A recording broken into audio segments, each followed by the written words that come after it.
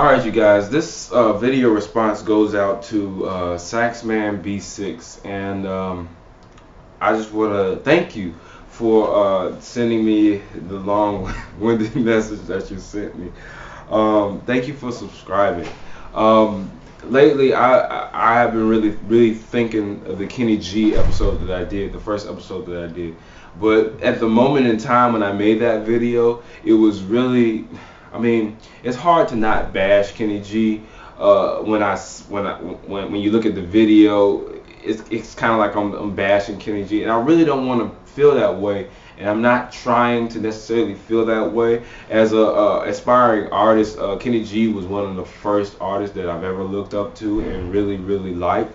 But as of that interview that I heard from him, it kind of felt like that he was really bashing on new artists who wanted to come up in the industry. I mean, one of my favorite artists, Chrisette Michelle, had said that if nobody's sung along or nobody listening to you play, would you want to do what you do, or would you just be a normal person and not do music or not do what you love to do? And I mean, of course you would do what you love to do, but how good would it be if nobody listened along? So basically what I'm saying is, like, when Kenny G said he doesn't really like as many people that's in the industry, I think that's kind of, well, I thought at the time that was kind of hypocritical.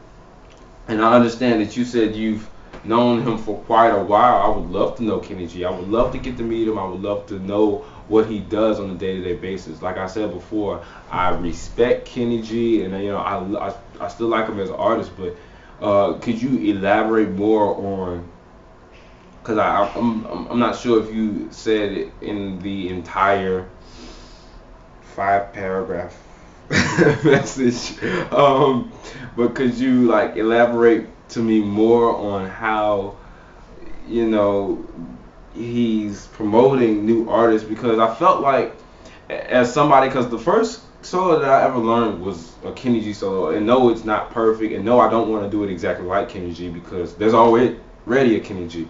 I don't want to do it exactly like him. But the Babyface solo that he did with Every Time I Close My Eyes in the album Kenny G The Moment, it was kind of like, it was wonderful solo, and my dad felt so proud of me, and that was like one of my monumental sax accomplishments right there. And it wasn't that I played the solo exactly how he did it, but I played it the way that I felt it needed to be played at the time. And it was not that it sounded perfect, because no, it's Kenny G. Of course, I'm not going to sound exactly like him and nowhere near him. I have to have practice, to cultivate my own sound, because I don't really necessarily want to sound like Kenny G. I want to be inspired by Kenny G. And that interview that he gave, it was kind of like, well, why is Kenny G bashing new artists? He's saying too many artists are in the industry of smooth jazz.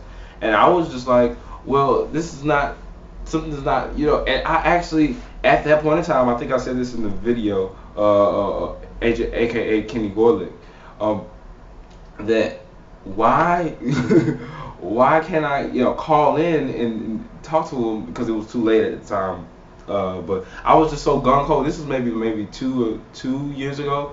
I was just so gung-ho to talk to Kenny G on the radio station that I was listening to at the time, and it was just like, well, if he don't want me in the industry, then why should I even talk to him? If I mean, it's not that I'm going to stop playing my saxophone if I don't get